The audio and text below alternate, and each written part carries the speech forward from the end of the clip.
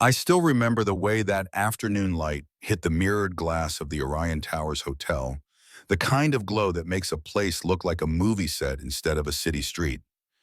I'd been coming to that entrance for years, shaking hands with investors, launching projects that started with scribbles in a notebook and ended as skyscrapers. But that day, everything I'd built ran straight into one man's prejudice. I stepped out of my silver rainstorm sedan, sliding the keys into Malik the Valley's hand.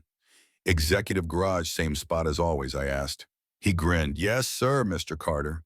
I slipped him a 20 because he's a good kid, never once treated me like a walking wallet. My cufflinks caught the sun. My Italian suit hugged my shoulders just right. On the surface, I looked like any other man of means in this financial district. But I knew the truth. Plenty of people still looked at me and saw only the kid from Oakbridge Housing Projects. Across the street, Officer Brent Callahan saw me too. Only he didn't see a businessman heading into his own hotel. He saw a black man in an expensive car who didn't fit the neighborhood. And in that snap judgment lived 20 years of hand-me-down prejudice. He cut across traffic without even calling it in, shoulders rolled forward, palm brushing the butt of his holster, that cop swagger that's meant to make you small. "Sir Police," he barked as I reached the marble steps. "Need to see some ID." I turned slow and calm. "Afternoon, officer. Can you tell me what this is about?" "That's not how this works," he said, lip curled. "You don't question me. You show ID." There it was, the little electric current in my chest. Memories of being stopped outside my own office 10 years ago, of being pulled over 6 times in 1 year for the crime of driving while black. But I wasn't that guy anymore. I had learned to keep my tone, even my movements slow, my eyes level. I reached for my wallet with deliberate care. "Here's my license." He snatched it, scanning like he was a secret agent. "Trent Carter, huh? Hillview Drive. Fancy neighborhood. What kind of work you do, Mr. Carter?" "I'm in real estate," I said simply. He snorted. "Real estate, right? And this car, this hotel?" I smiled, but there was steel under it. "Actually, it's a $200,000 car. And yes, I have a meeting in this hotel which I happen to own." For a second, his eyes blinked like he'd been slapped. Then he laughed loud enough for the people on the sidewalk to hear. "Sure you do, and I'm the governor of Nevada." Phones started coming out, that instinctual twitch people get. Now see a white cop and a black man in a nice suit start recording. Elizabeth Kim, the hotel's GM, watched from behind the glass doors.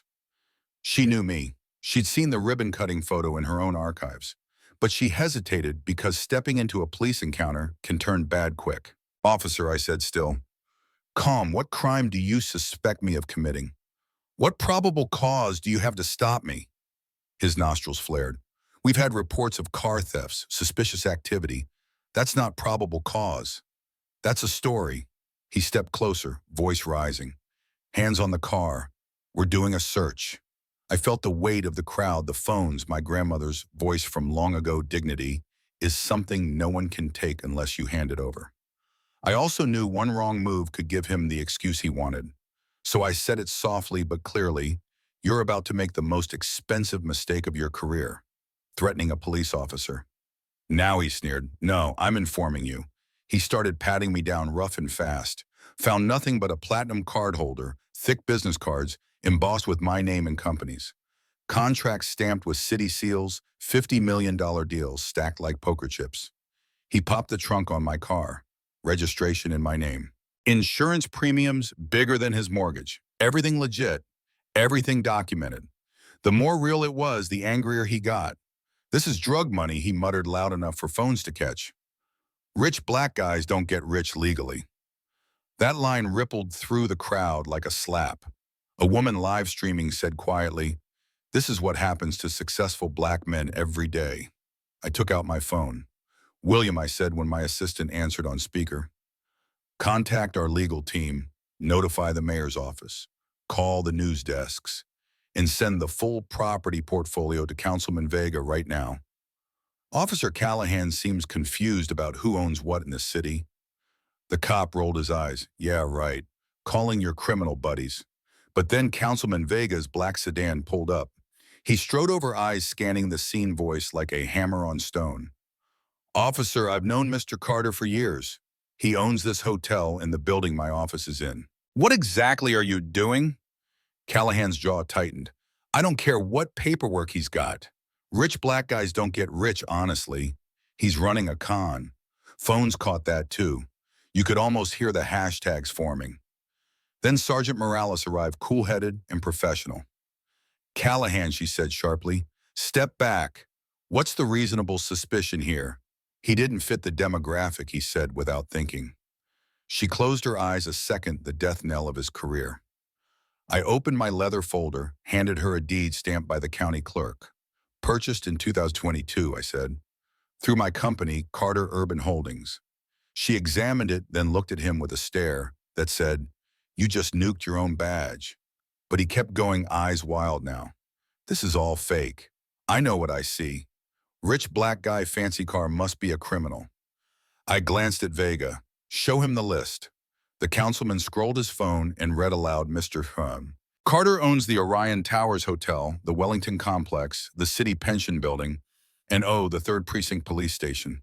That line landed like a thunderclap. Even the onlookers gasped. You're searching your own landlord, Vega said flatly.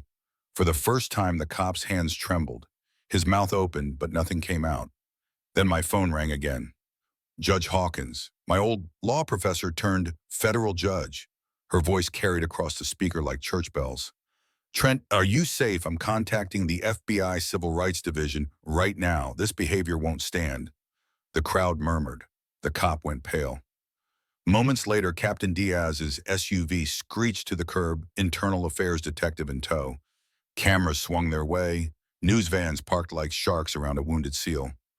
Officer Callahan, the captain, barked, hand over your badge and weapon. You're suspended pending investigation.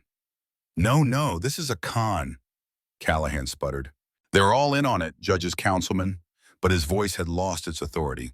When the detective took his gun and badge, he looked like a man stripped not just of a job, but of his whole identity. I stayed quiet, letting the system play out. Sometimes the most powerful thing you can do is nothing, just let the truth stand in the light. As they led him away, Councilman Vega turned to me. We're convening an emergency session. This will lead to a full investigation. Captain Diaz nodded, shame in his eyes. Mr. Carter, on behalf of the department, I apologize. This isn't who we want to be. I looked at him, tired but steady. Captain, it's exactly who your system allowed him to be. The question is whether you're going to change it. Elizabeth finally stepped out from the doorway. Mr. Carter, I'm so sorry, she said softly. You did fine, I told her. Your testimony helped.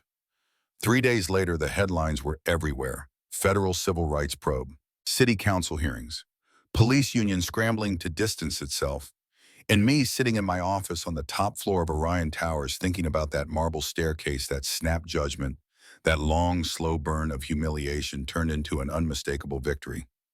Because the truth is, I didn't just win for me.